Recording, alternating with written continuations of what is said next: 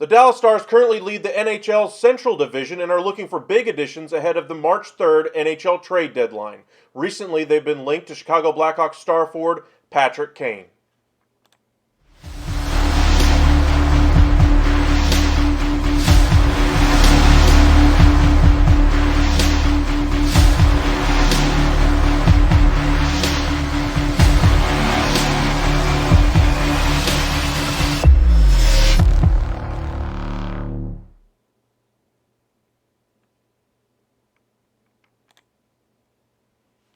Now, the Dallas Stars are no stranger to making moves ahead of the deadline. Just this past offseason, they made the move for Nils Lundqvist from the New York Rangers, surrendering their first-round pick in this upcoming draft, which means they do not have it available to trade at this year's deadline.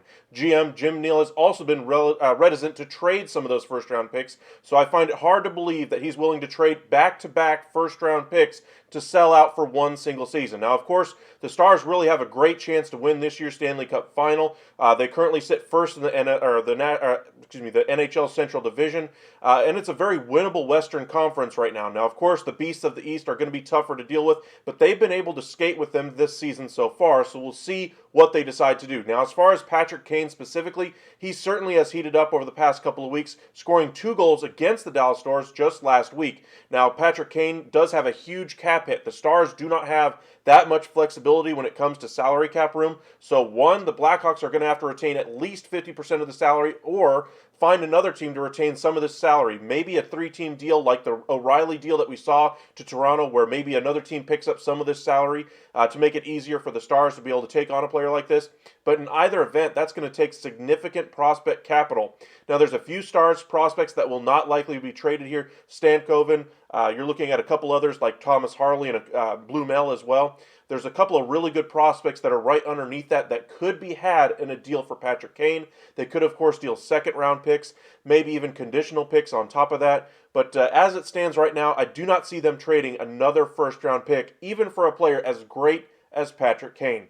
Now, if you're the Chicago Blackhawks, you've already seen a couple of the teams that were interested in Patrick Kane already make their moves, mainly the New York Rangers. They already shot their shot and went out and got their guy here at the deadline in Tarasenko from the St. Louis Blues. Another St. Louis Blue, O'Reilly, was traded to Toronto. A couple of destinations that could have been fits for Patrick Kane are no longer there. So maybe, just maybe, dealing him within the division to the Dallas Stars may end up working out. Now, they've done trades like this before between the Blackhawks and the Stars. Think about the Patrick Sharp deal from a few years ago. At the time, the Stars significantly won that deal. But they got a good young defenseman out of it, Stephen Johns. They got Patrick Sharp, a good couple of years out of him.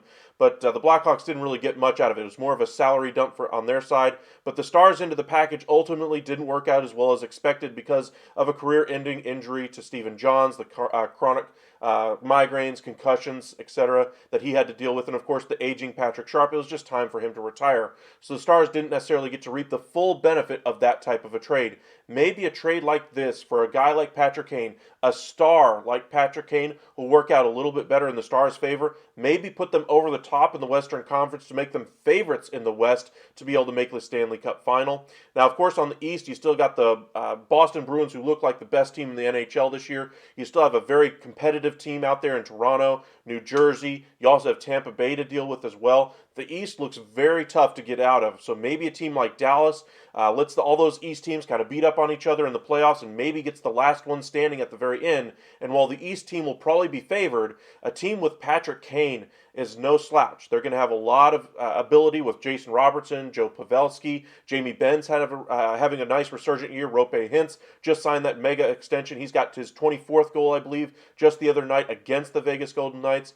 But the Stars are certainly one of the top 2 or 3 teams currently in the West, but I think they could solidify themselves as the favorite in the Western Conference with the addition of Patrick Kane. Let us know in the comment section what you guys think of the possibility of adding a guy like Patrick Kane to the Dallas Stars, or do you see him possibly going to the Vegas Golden Knights? Now, Vegas has always been interested in making a big type of a splash here at the deadline. They certainly could do that. They just made the trade with for Barbashev anyway from the St. Louis Blues, but I don't think that precludes them from going after a guy like Patrick Kane. They could make a move on the back end, getting somebody a little bit more versatile back there. They are a little bit big in the back end. So Shea Theodore gives them a good offensive punch back there, but maybe another versatile, speedy type skater back there would help them as well. But for the Dallas Stars, I think they have to be considered the favorite for Patrick Patrick Kane because they need him the most. They need some punch on that second line next to Tyler Seguin. Their offense has kind of started to sputter over the past month or so. They've come across a tough time anyway, losing 5 straight games before winning on the road in Vegas.